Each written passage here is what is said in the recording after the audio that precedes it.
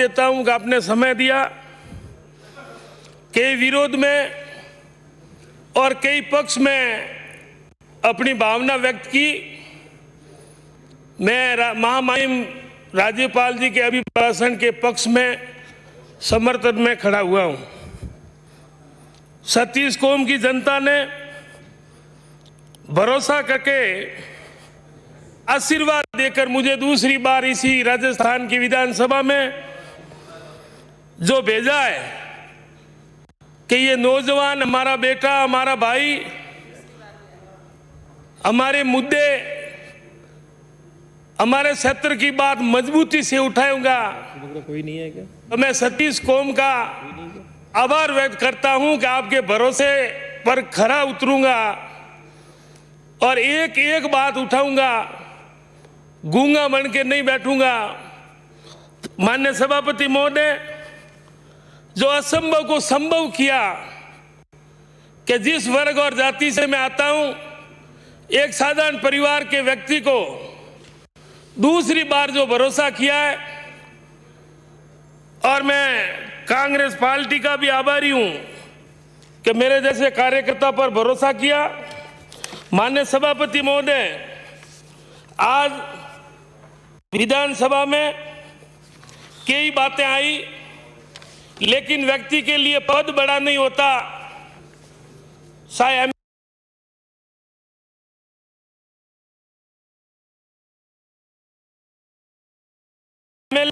जनता का विश्वास बड़ा होता है। इसी विश्वास के साथ माननीय सभापति महोदय, कहावत भी है और एक समय भी था कि उत्तम खेती, मध्यम व्यापार और नीच नौकरी। आज किसान की हालत और दुर्दशा देखते हैं। आज कई महीनों से सड़कों के ऊपर, आज ये देश के इतने बड़े लोकतंत्र के ऊपर अपन को गर्व है, लेकिन आज कोई सुनने वाला नहीं। और आज एक तरह से किसानों के साथ तो मजाक बनाया है। आज किसानों की हालत, आज उनके साथ में ऐसे शब्द कह रहे हैं कि वही किसान, वही व्यक्ति अगर इनके पक्ष में बात करता है तो वो राष्ट्र देश भगत, और अगर विरोध में बात करता है तो वही व्यक्ति खालिस्तानी, देशद्रोही और आंदोलन जीवी जैसे अशब्दों से उनसे अपमानित किया जा रहा है। माननीय सभापति महोदय, ऐसे शब्द उनके लिए शोभा नहीं देते कि वो अन्नदाता है, वो किसान है।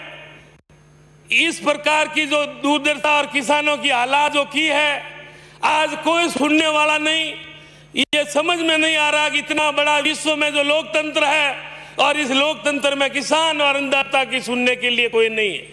माननीय सभापति महोदय, आज रिफाइनरी के बारे में मैं निवेदन करता हूं कि स्थानीय लोगों को जो उम्मीद थी कि आज बाड़मेर जिले के स्थानीय युवाओं को रोजगार मिलेगा, लेकिन वहां बाहरी लोगों को रोजगार ज्यादा होने की वजह से, उदाहरण के तौर पर देखता हूं, गुजरात में खेती की जमीन कोई दूसरे राज्य का व्यक्ति नहीं खरीद सकता। कई ऐसे राज्य हैं जिसमें कानून बन गए कि दूसरे राज्यों को नौकरी नहीं मिलेगी। तो आज रिफाइनरी में बाहरी लोगों का इतनी भरमार है कि एक मजदूरी पे अगर उनको नहीं लगाया जा रहा है। हाल तो शुरुआत है, लेकिन धीरे धीरे जन भावना में ऐसा विद्रोह होकर खड़ा हो गया तो बाद में कानून कंट्रोल में नहीं रहेगा। जनता अगर सड़कों पे आ गई कि हमारा स्थानीय हक है, और कम से कम आधे लोग स्थानीय हो, मजदूर हो, उनकी गाड़ी हो, साधन हो, लेकिन आज इस तरह से रिफाइनरी में तो न्याय नहीं मिल रहा है। मैं माननीय सभापति महोदय, आपके माध्यम से निवेदन करता हूं कि जब जनता का आक्रोश फूटे, विद्रोह हो, उनसे पहले न्याय किया जाए ताकि स्थानीय लोगों को मदद मिल सके। आज स्थानीय लोगों को रोजगार देकर न्याय प्रदान करावे, अधिकारी इनको गंभीरता से ले, कोई मामूली बात नहीं ले, नहीं तो बाहरी लोगों को भारी विद्रोह के साथ में स्थानीय लोग जूतों के जोर से हटाए जाएंगे। इनको गंभीरता से लें और माननीय छत्तीस कौम को रोजगार दें। कई अन्य कंपनियां, चाहे टाटा है, टो है, LNT है, उनको वो गंभीरता से नहीं लेकर स्थानीय लोगों को मदद नहीं कर रही है। कई बड़े अधिकारियों के फोन के ऊपर साठ गांठ करके ये जयपुर से इस तरह के हथकंडे अपनाए जा रहे हैं हमारी सूफी को हमारी कमजोरी नहीं समझे कि भाई वो कमजोर है इसलिए हम उनका फायदा ले रहे हैं। माननीय सभापति महोदय, ये इनके अलावा कल मैं जब सुन रहा था, कोई व्यक्ति बोले भी, लेकिन पूरे विपक्ष के माननीय वरिष्ठ सदस्य भी हाँ में हाँ मिला रहे थे।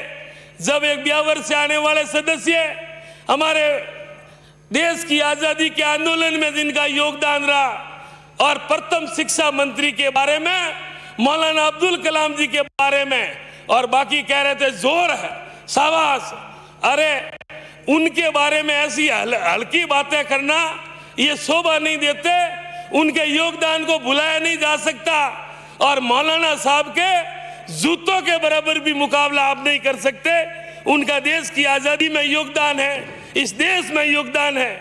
और दूसरी बात वो कह रहे थे 22 सालों में गुजरात में कांग्रेस नहीं है इसलिए दंगे फसाद नहीं हो रहे हैं। तो क्या आप नहीं है, कांग्रेस नहीं है, तो क्या इसका मतलब आंदोलन में आपकी भूमिका थी? माननीय सभापति महोदय, इन्होंने सोनिया गांधी जी का जिस तरीके से विरोध किया, सोनिया जी इस भारत की बहू ने यह साबित कर दिया कि देश में महात्मा गांधी जी के बाद में किसी ने त्याग का अगर उदाहरण दिया है, त्याग किसी ने किया है, उनका नाम सोनिया गांधी जी है। सोनिया गांधी जी का विरोध कई बार उनके अलावा अभी कल कह रहे थे कि वो व्यक्ति पैसा नहीं दे सकते। राम के मंदिर में किसी के बाप की बपोती और ठेका नहीं है। भगवान राम किसी पार्टी विशेष के नहीं है, भगवान राम विश्व के हैं, पूरे संसार के हैं, हम भी भागीदार हैं। आपको अधिकार नहीं है कौन पैसा देगा और कौन पैसा नहीं देगा। इस भगवान राम के नाम पे, कभी सैनिकों के नाम पे, कभी गौ माता के नाम पे, ये वोटों की राजनीति करने में ये जो माहिर लोग जनता समझ चुकी है। माननीय सभापति महोदय, आपके साथ में है वो देशभक्त, अगर विरोध में बात करता है वही व्यक्ति रातों रात देशद्रोही हो जाता है। क्या वो आपके पास में कोई फिल्टर मशीन है कि वो व्यक्ति आपके पक्ष में हाँ में हाँ मिलाए? वो देशभक्त आपके ऐसे प्रमाण पत्रों की कांग्रेस के कार्यकर्ताओं को जरूरत नहीं है। माननीय सभापति महोदय, आज एक हर बच्चा, हर आम आदमी जब पूछता है कि राजस्थान का विकास पुरुष कौन है, तो उसका उत्तर होता है लोकप्रिय मुख्यमंत्री अशोक गहलोत। माननीय सभापति महोदय, आपस में इनके वोट लगी हुई है, मैं भाषण बढ़ा दूं, मैं भाषण बढ़ा दूं, मैं बड़ा हो जाऊंगा। अरे आप क्यों परेशान हो रहे हो? आप 4 सालों के लिए है।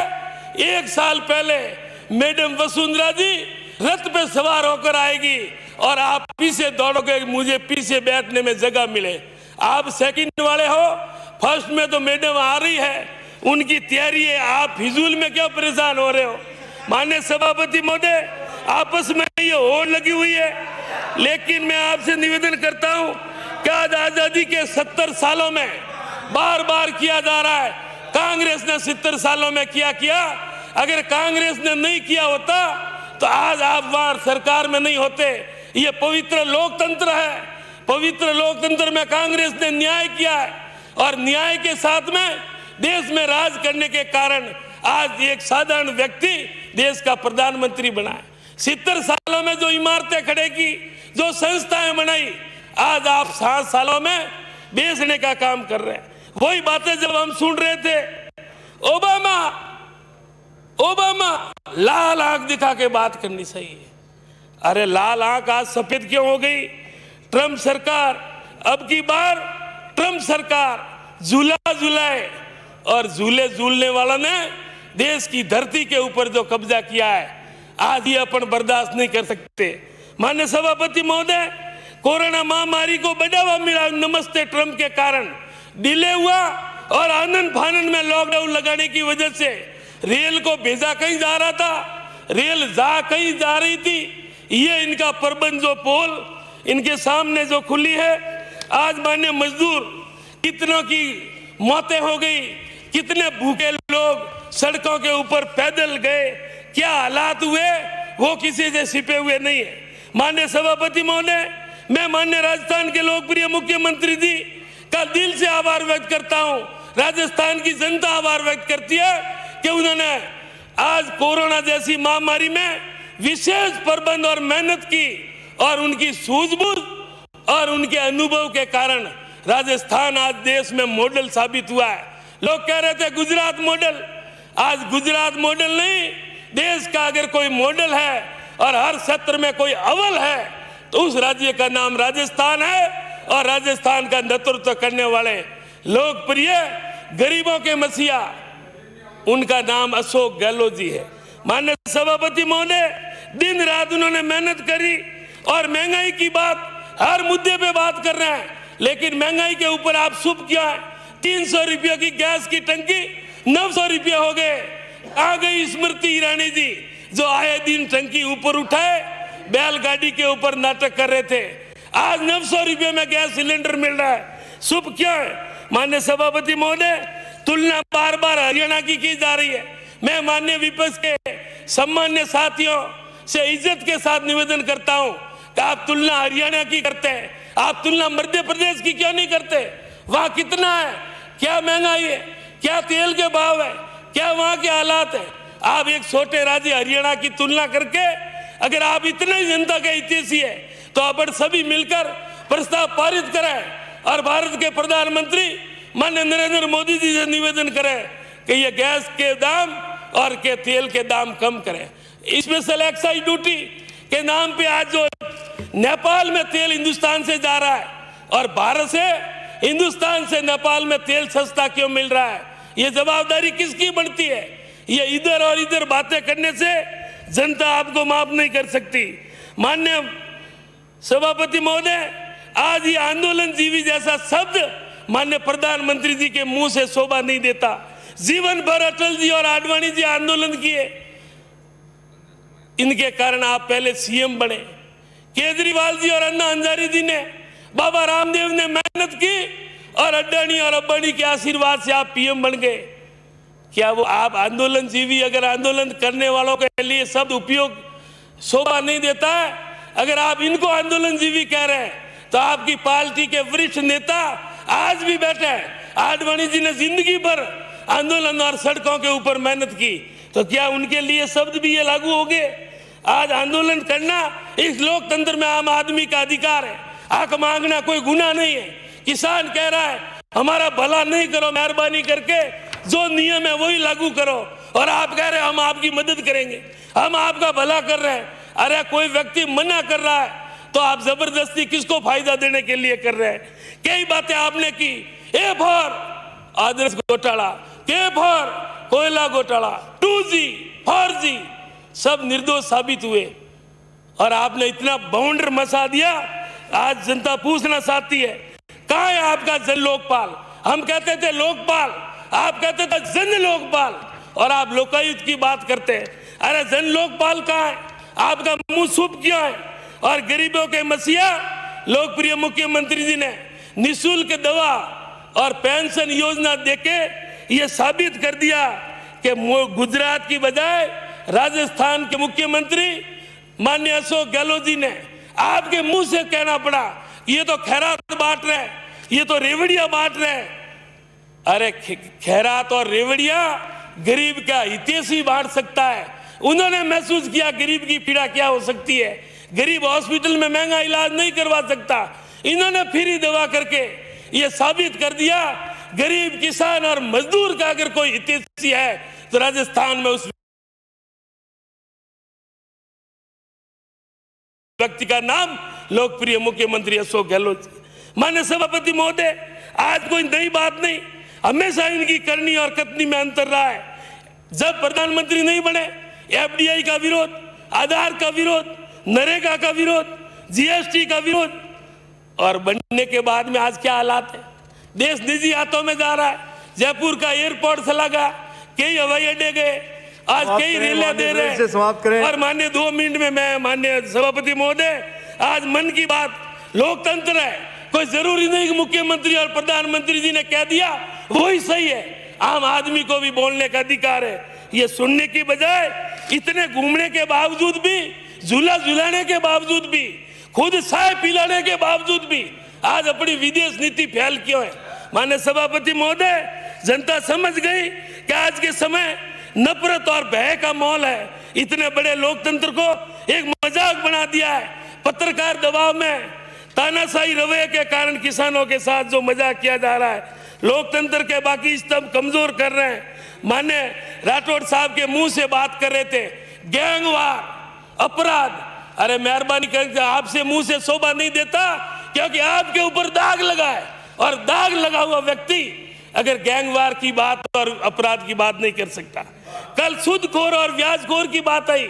मेरा आरोप है कि केंद्रीय मंत्री और संजीवनी घोटाले में क्या संबंध है, क्यों नहीं खुलासा कर सकते? माननीय सभापति महोदय, विपक्ष के साथी महंगाई पर सूप किया है, ब्याजखोरी की बात करते हैं, रोजगार की बात करते हैं। मैं पूछना चाहता हूं, 2 करोड़ युवाओं को रोजगार देने की बात कही, आप कह रहे हो 1 2 3 10। अरे 2 करोड़ रोजगार कहाँ है? 15 लाख रुपये कहाँ है? जनता पूछ रही है।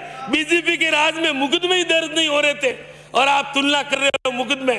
मैं धन्यवाद देता हूं राजस्थान के मुख्यमंत्री अशोक गहलोत जी और पूरी सरकार को, पूरे मंत्रिमंडल को, कि एक दिन में एसीबी के धरने से छापे पड़ रहे हैं। चाहे बड़ा हो चाहे छोटा हो, ये अगर कोई हिम्मत किसी में है वो अशोक गहलोत सरकार में है। आपके समय कोई बाबू पटवा